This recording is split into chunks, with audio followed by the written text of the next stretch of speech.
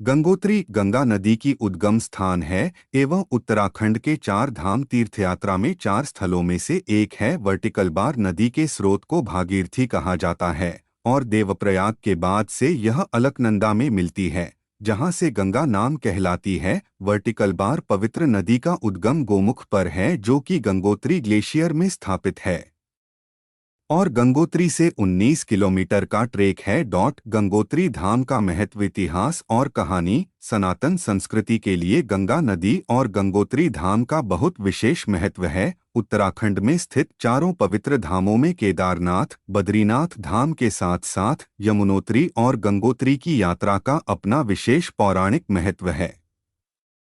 गोमुख भागीरथी नदी का उद्गम स्थल है। यह वह पवित्र स्थली है जहां भागीरथी नदी का अवतरण हुआ। गंगोत्री धाम हिमालय के भीतरी क्षेत्र की एक ऐसी पवित्र स्थली है जहां गंगा नदी की पावन धारा पहली बार पृथ्वी पर उतरती है।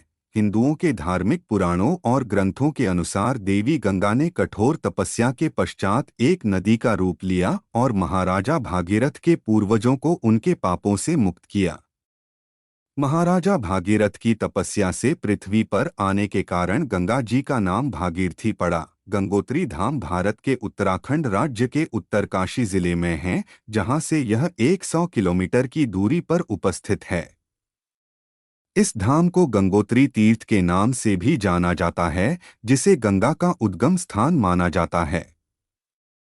भारतीय हिंदुओं के चार धाम यात्रा में यह दूसरा पड़ाव है, जबकि चार धाम यात्रा का पहला पड़ाव यमुनोत्री धाम है।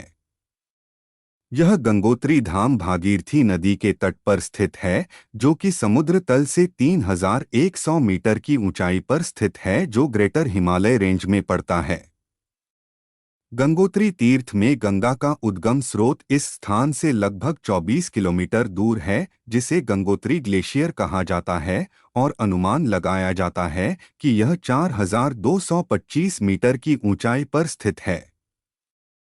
गंगोत्री धाम उत्तरकाशी में स्थित एक तीर्थस्थल है। यह स्थान चार धामों में से एक है। गंगोत्री धाम के बारे में एक पौराणिक कथा प्रचलित है, जिसमें राजा भागीरथ ने अपने पूर्वजों के पापों को धोने के लिए देवी गंगा को धरती पर लाने के लिए तपस्या की और जल के रूप में देवी गंगा ने भगवान शिव की जटाओं से होते हुए धरती तक का सफर तय किया।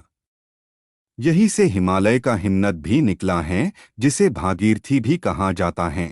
देवप्रयाग से गुजरने और अलकनंदा नदी में विलीन होने के बाद इस नदी का नाम गंगा रखा जाता है।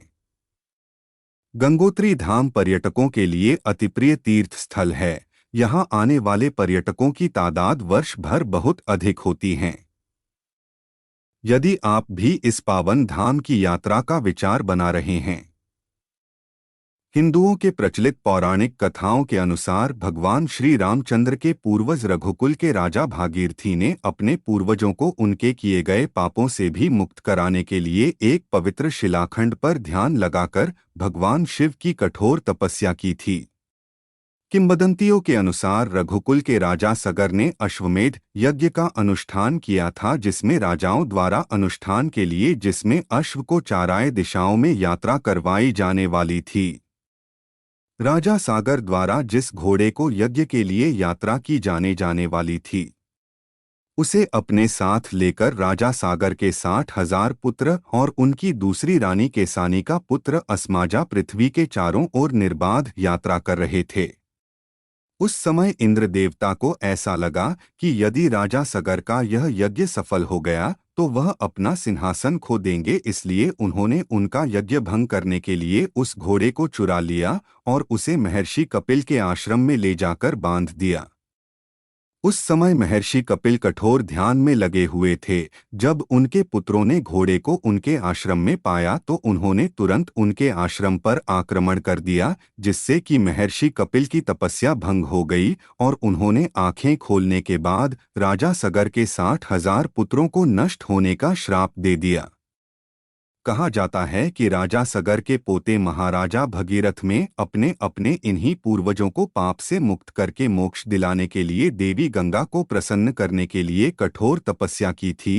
उनकी कठोर तपस्या के परिणाम स्वरूप भगवान शिव उनसे काफी प्रसन्न हुए और उन्होंने उनके पूर्वजों को पाप से मुक्त करने के लिए गंगा माता को पृथ्वी पर उतरने का आदेश दिया। गंगा माता की तीव्र और प्रचंड धाराओं को नियंत्रित करने के लिए भगवान शिव ने उन्हें अपनी जटा में उतारा, फिर उसके बाद वह पृथ्वी पर आई।